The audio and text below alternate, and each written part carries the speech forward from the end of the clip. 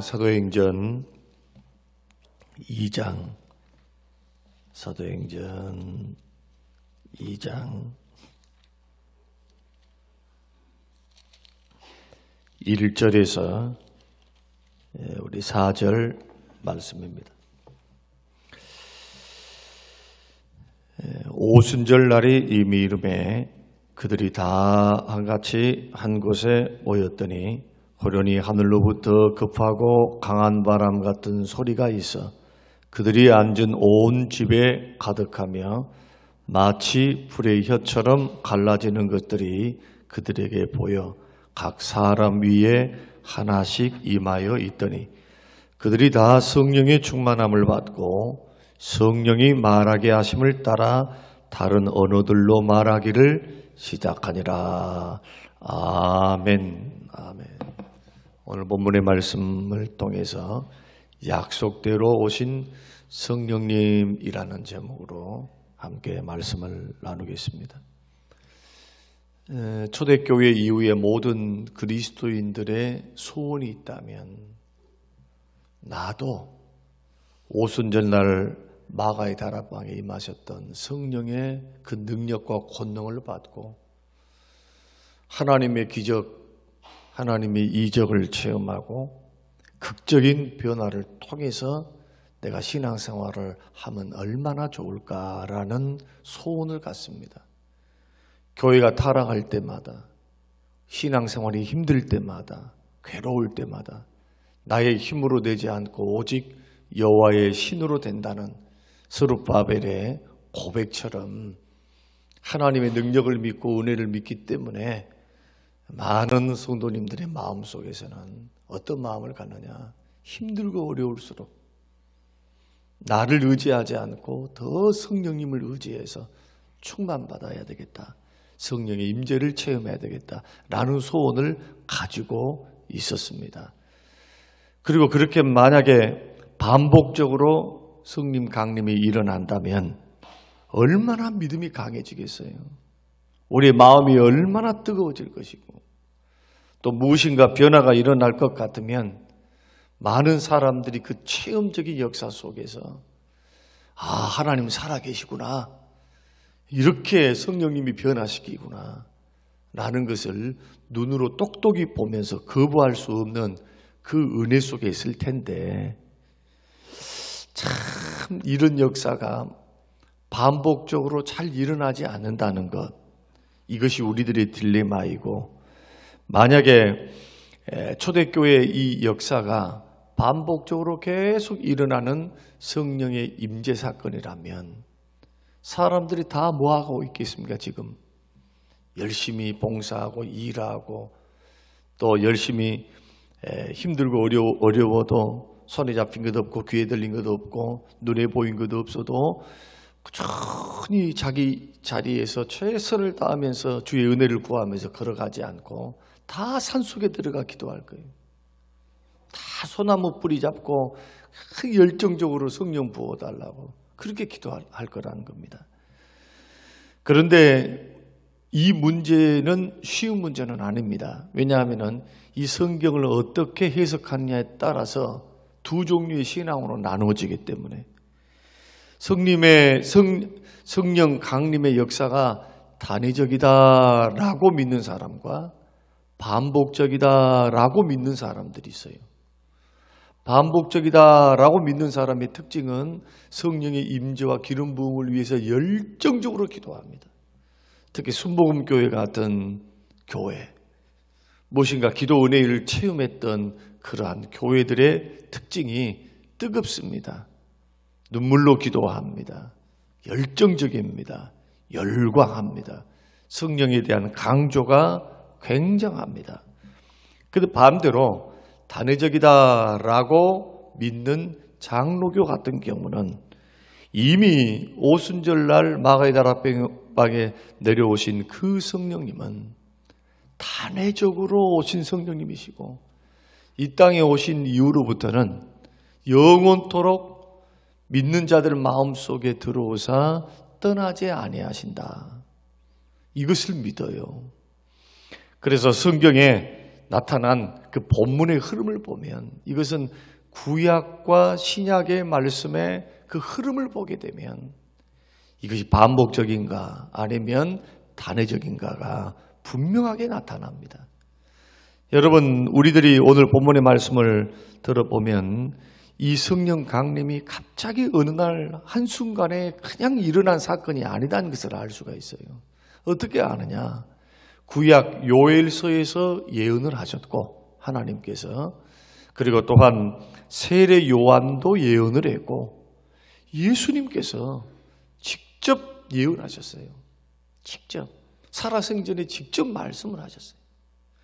그러니까 이 사건은 성령 강림의 사건이라고 하는 것은 어느 날 내가 기도 열심히 해서 내가 하나님 앞에 부르짖었기 때문에 성령이 강림하신 게 아니고 하나님께서 약속하셨기 때문에 구약에 약속하셨고 예수님이 내가 약속한 그것을 기다리라라고 하셨던 그 약속의 성취의 일환으로서 성령님이 이 땅에 오신 거예요.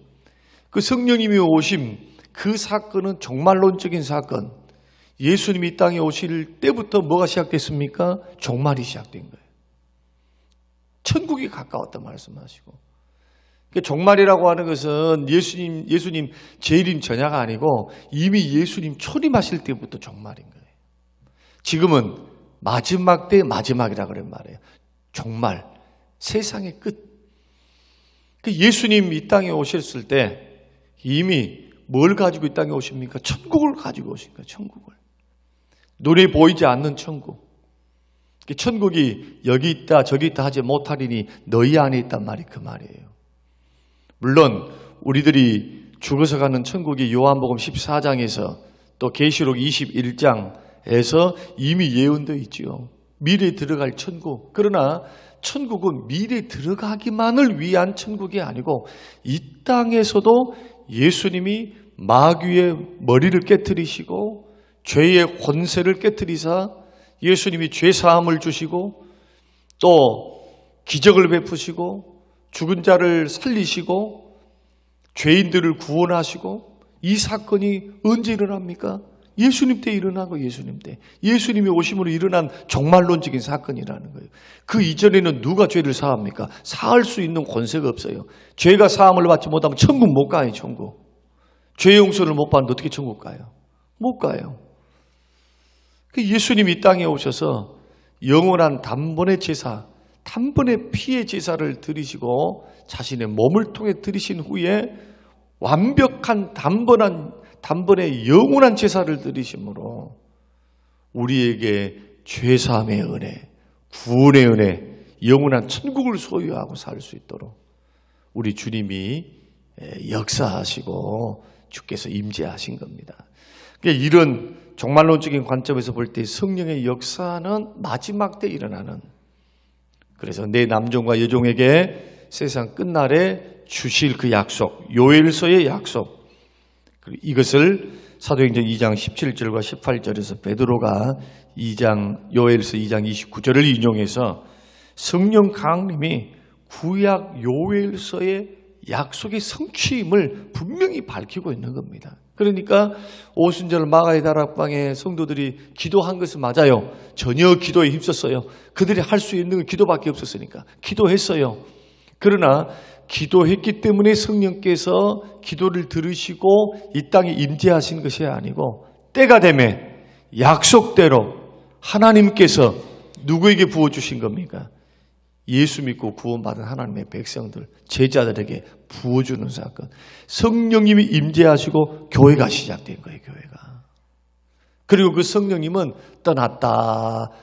내가 죄를 지으면 떠나시고, 내가 게으르면 떠나시고, 내가 약해지면 떠나시고, 아니면은 세상적으로 살아가면 떠나시고, 그 다음에 회개하면 돌아오시고, 그거 없어요. 그거 없어.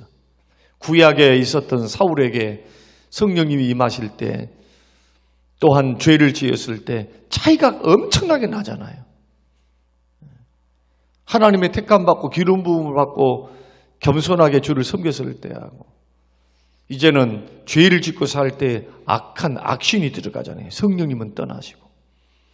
그러나 오순절 마가의 다락방에 성령님이 강림하신 후로부터는 한 번 우리에게 오신 믿는 자에게 내주하시는 그 마음속에 들어오신 성령님은 떠나지 않는다. 죄를 지었다고 떠나시지 않으세요. 게으르다고 기도 안 한다고 떠나시지 않아요. 그러나 성령님의 역사가 약해지는 거예요.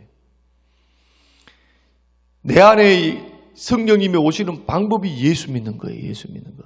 예수님 믿을 때 이미 예수님을 나의 구주로 고백하고 진정으로, 여기서 단서가 진정으로 고백하고 그 예수님을 주라고 고백하고 믿어지고 자신의 죄를 회개하며 나를 구원하실 분이 예수밖에 없다라는 그러한 깨달음 속에서, 확신 속에서 믿어가는 사람은 그 속에 성령님이 역사하신 거예요. 성령님이 딱 들어와 계시는 거예요. 믿음의 고백은 뭘 그 사람의 속으로 알 수 있느냐? 성령님이 거주하시는구나. 성령이 아니고서는 예수님 주라고 고백을 못 하거든요. 성령님이 들어와 계세요. 그런데 변화된 중생하고 거듭나서 성령님이 역사하사 믿음으로 구원받은 하나님의 자녀들이 자꾸 죄를 짓고 살면 어떻게 될까요? 성령님이 근심해요. 성령님이. 능력이 떠나요. 능력. 성령의 능력. 성령님이 효과적으로 범죄하는 그 심령 속에 효과적으로 일하실 수가 없어요. 그래서 예수 믿는 사람들은 성령님을 따라서 내 안에 계신 성령님을 근심시키지 마라. 사도 바울이 말한 것처럼 그리스도의 날까지 인침을 받았으니까 너가 예수님의 재림 때까지, 너가 죽을 때까지, 천국 갈 때까지 인침을 받아서 너의 보증이 되시고 너를 돕는 보혜사가 되셨으니 성령 근심시키지 마라. 뭐가 성령을 근심시키는 겁니까? 죄 짓는 거, 죄 짓는 거. 불순종하고 죄를 짓고 자꾸 잘못된 방향으로 걸어가면 성령님이 근심해요. 내 안에 계신 성령님이. 떠나시지는 않지만. 그리고 계속 그 길을 걸어가면 어떻게 되느냐. 사람 막대기 인생 채찍을 통해서 깨닫게 하신다. 돌아오도록. 징계를 멈추지 않으세요. 회개할 때까지. 돌아올 때까지.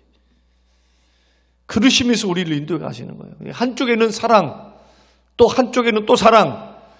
축복하시는 사랑, 은혜 주시는 사랑, 건강 주시는 사랑, 기도 응답해 주시는 사랑이 있고 또 한쪽의 사랑, 예수 믿는 사람 또 한쪽의 사랑이 있는데 어떤 사랑이냐? 공의의 사랑, 징계의 사랑.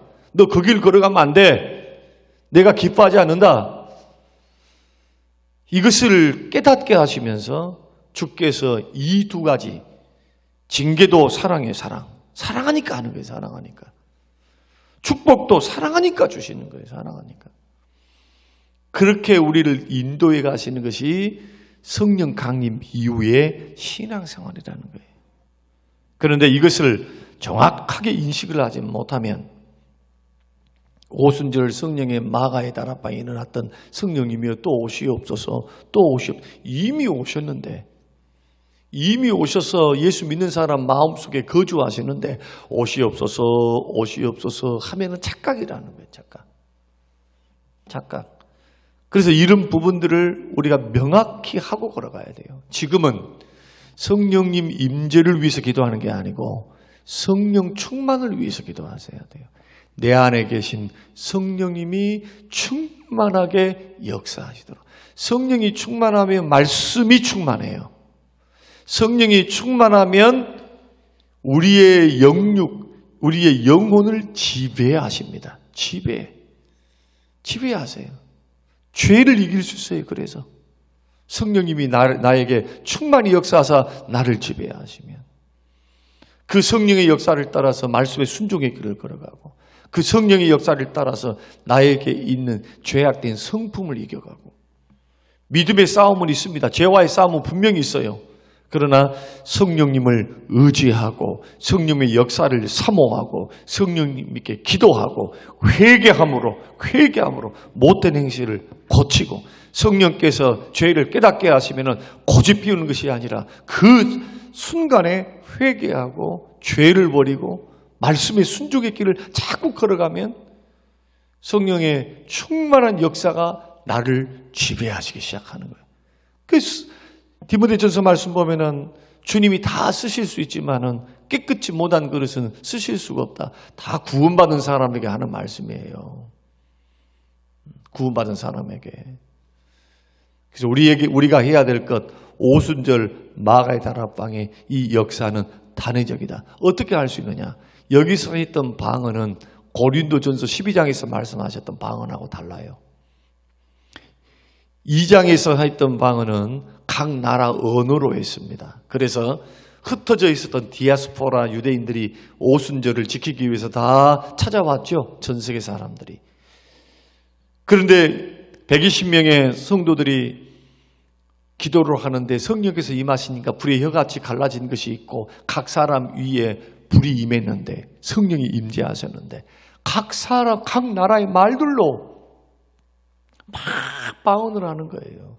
하나님이 크신 일을 선포하는 겁니다. 외국어로 한 겁니다. 외국어로. 은사방언이 아니에요. 지금 우리가 하는 것은 은사방언. 고린도전서 12장과 14장이 말씀하는 것은 성령의 은사로서 주시는 방언이고 오순절날 마가의 다락방에 일어났던 역사는 성령의 나타남과 능력입니다. 복음 선포의 능력, 성령께서 임재하신 능력, 그 증거가 바로 이렇게 불의 혀같이 신비한 방법으로 그렇게 역사하셨다. 그래서 오늘 우리들은 기도 많이 해서 또 성령님 모십시오. 죄를 짓고 기도 안 하면 또 성령님이 떠나고 그렇게 믿지 말라는 거예요. 이미 우리 안에 누가 계세요? 성령님 계세요. 못나나 잘나나 내 자식으로 여기신 거예요. 예수님의 십자가의 공로 때문에. 예수님의 십자가의 공로는 우주를 준다 할지라도 바꿀 수 없는 크신 은혜이며 크신 공로입니다. 못할 게 없어요. 못할 게.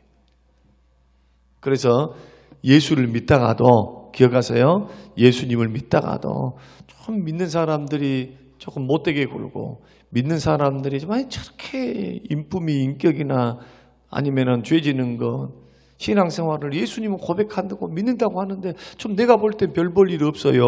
착각하면 안 돼요. 왜 별 볼 일이 없어요? 그 속에는 성령님이 계시고 예수님이 계시는데 그 형제에게는 살리시는 고난이 예수께 있어요. 징계하실 고난도 예수께 있고 판단할 고난도 예수께 있어요. 예수께. 십자가에서 핏값으로 사셨기 때문에 우리들은 그런 요청을 받은 적이 없어. 받은 적이. 용서해라. 이해하라. 사랑하라. 품어줘라. 왜 그렇습니까? 그 사람이 예수님 것이니까 그래요. 그 속에 예수님이 계시고 성령님이 계시잖아요. 성령님이. 주님은 못나나 잘나나 하나님의 자녀로 삼으신 거예요. 택해서. 그를 우리도 똑같은 주의 마음을 가지고 그런 분들을 불쌍히 여기고 분별은 하죠. 분별. 우리 속에서 마음이 자꾸 저 사람 왜 저럴까? 왜 저거밖에 못할까? 이것은 우리에게 있는 본능이니까 하나님이 주신 분별력이니까 분별은 할 수 있어요. 또 타산지석의 거울로 삼을 수도 있어요. 나는 저러지 말아야지. 저렇게 신앙생활을 하면 끝이 안 좋을 텐데. 그런 악한 판단은 뭡니까?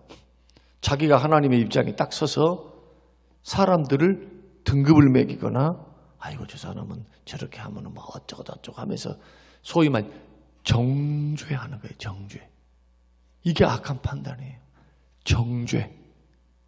주님도 정죄 안 하시는데 십자가의 보혈 때문에. 그래서 오늘 이 성령이 우리 안에 예수 그리스도를 믿는 믿음의 사람들 안에 임재해 계신다라는 이러한 말씀을 여러분들이 귀담아 듣고 예수 그리스도를 믿는 믿음의 사람들은 별 볼 일 없고 보잘것없고 없고 사람이 연약하고 부족해서 넘어져서 죄에 허덕이면서 사람들의 손가락질을 받고 있어도 예수 믿어도 시험 들 수 있어요. 예수 믿어도 은혜 떨어지고 세상 사랑하고 말씀 떠나 있고 성령님 무시해서 성령님의 역사를 자꾸 무시하고 육신의 소욕을 따라 걸어가면 길에 밟혀. 예수님이 이 말씀을 마태복음에서 말씀하는 이 말씀을 믿는 자들에게, 제자들에게 하는 말씀이지 불신자들이 발필이라 그렇게 했습니까? 예수 믿어도 빛과 소금으로 자꾸 성령의 인도를 따라서 자기가 부인되고 철저히 자신을 죽이고 육체의 소욕을 깨트리고 날마다 십자가 앞에서 자신을 쳐서 복종시키지 않고 자기 욕심대로 자꾸 살아가고 소욕을 따라서 탐심을 따라 탐욕을 따라 자꾸 그렇게 몸을 쓰고 마음을 써가면 큰 고다칠 날이 와요. 처음에는 잘 몰라요. 처음에는 그냥 신앙생활 나와서 신앙생활하고 예배생활하고 하니까 겉으로는 멀쩡해. 그런데 성령의 지배를 받고 성령의 충만한 역사를 사모하고 죄를 끊어가고 기도로 말씀과 기도에 창념해서 그 말씀과 기도에 붙들려서 날마다 죄와 싸우면서 예수 닮아가는 성령의 사람으로 신령한 사람으로 자꾸 걸어가야지. 그러지 않고 교회는 나오는데 자꾸 육신에 져서 신앙생활을 하면 사단은 따라서 죄의 길에 걸어가. 죄. 자기도 모르는 사이에 죄가 습관이 돼요. 죄는 가만히 있지 않습니다. 죄는 자라납니다. 자라나. 이럴 때 우리에게 필요한 게 뭐냐? 성령의 충만입니다. 회개하고 말씀으로 다시 우리 자신을 살펴보고 하나님 앞에 엎드려 기도하고 성령님을 사모하고 성령님이 능력 있게 붙들어 주시기를, 권능 있게 나를 세워 주시기를, 성령의 도우심을 따라서 육신의 소욕을 이겨가고 성령의 소욕을 따라서 자꾸 성령의 인도를 받고, 성령의 인도를 받는 게 말씀의 인도를 받는 거예요. 기도함으로 자꾸 인도를 받는 거예요. 그래서 경건 생활이 무너지면, 기도 생활, 말씀 생활, 순종 생활, 봉사 생활, 이것이 무너지면 세상 사람하고 똑같아요. 다를 바 없어. 교회는 나오는데 능력 없는 그리스도인들 밟힙니다. 세상 사람 밟혀요. 예수 믿는 게 저런다고. 무슨 역사입니까? 성령님의 충만을 못 받아서 그래요. 성령의 충만은 날마다 받으셔야 돼요. 그래서 오늘 우리의 기도의 제목이 뭐냐? 성령의 충만이 늘 유지될 수 있도록, 힘들고 어렵지만 늘 기도하셔야 돼요. 주님, 나를 다스려 주십시오. 나를 지배해 주십시오. 주님, 충만하게 역사해 주십시오. 자꾸 성령의 인도함을 구하고, 우리 모두는 다 오늘 은혜 받아서도 내일 죄 지을 수 있다니까요. 그러니까 늘 깨어있으면서 기도하면서 죄를 지으면 회개하고, 다시는 그 죄 짓지 않기 위해서 정말 피 흘리기까지 대항하여 싸우면서 우리가 믿음의 길을 걸어가고, 실수했으면 다시 십자가 앞으로 돌아오고, 다시 기도를 통해서 성령의 능력 주십시오. 은혜 주십시오. 충만하게 지배해 주십시오. 그리고 실질적인 성령 충만의 방법이 말씀 충만입니다. 성령께서는 말씀을 통해서 적용하시고 깨닫게 하시고 생각나게 하사 위경에서 건지시니까, 말씀을 사용하시니까 부지런히 말씀으로 풍성히, 말씀이 내 속에 거할 수 있도록 풍성히 말씀을 읽고 기도하고, 잡념이나 헛생각 들어가지 않도록 늘 말씀을 주야로 묵상하는 거, 성령 충만의 비결이에요. 이게 그러니까 막 신비한 거, 불 떨어지게 해주세요. 여러분, 그거 너무 좋아하지 말고, 그렇게 과격하게 우리 안에 막 급진적인 성령의 역사가 없어도 인격적인 성령께서, 내 안에 계신 성령께서 역사하실 때 뜨겁지 않다 할지라도 여러분들이 오늘 말씀드렸던 이러한 성령의 충만을 여러분 위해서 기도하면 성령께서 우리 마음을 지배하시고, 우리의 생각을 지배하시고, 우리의 행동을 지배해 주시고, 생각과 마음을 변화시키셔서 주의 길 걸어가게 해요. 그래서 신앙생활은 성령의 힘으로 하는 거예요. 성령의 힘으로. 봉사도 성령으로 봉사를 하잖아요. 기도도 어떻게 하라고 그래요? 무시로 성령 안에서 기도하기를 깨어 힘쓰며. 성령님으로 늘 우리를 도우시는 성령. 그래서 기도할 때 늘 성령을 의식하세요. 성령님 도와주세요. 성령님 역사하세요. 나와 함께 해주세요. 말을 할 때도, 재판정에 가서 말을 할 때도 주님 걱정하지 말라고 그렇게 말씀하십니다. 말씀하신 이는 너희 속에 있는 성령이시니 무슨 말을 할까 걱정하지 마라. 성령님이 역사가 아니면 승리 못합니다. 신앙생활 승리 못합니다. 사역 승리 못합니다. 오직 성령으로 환영하고 인정하고 모셔드리고 사모하고 갈급한 심령으로 성령이여 도와주십시오. 성령님이 역사해 주십시오. 충만히 나를 지배해 주십시오. 은혜 주십시오. 이것이 우리들의 기도가 되어서 성령으로 다시 한번 일어나는 우리 모든 성도님들이 되셔서 오순절날 마가의 다락방에 성령님은 이미 오셨다. 이제는 성령의 충만의 시대이다. 성령 충만을 오늘도 기도하시고 성령의 능력으로 승리의 길 걸어가시는 저와 여러분이 되시기를 주님의 이름으로 축원합니다. 고마우신 하나님 감사합니다. 우리에게 은혜를 베푸사 말씀을 듣게 하시고 성령으로 충만하도록 우리에게 은혜를 베풀어 주신 것을 고맙습니다. 전도할 때 주여 능력 있게 역사하여 주옵소서.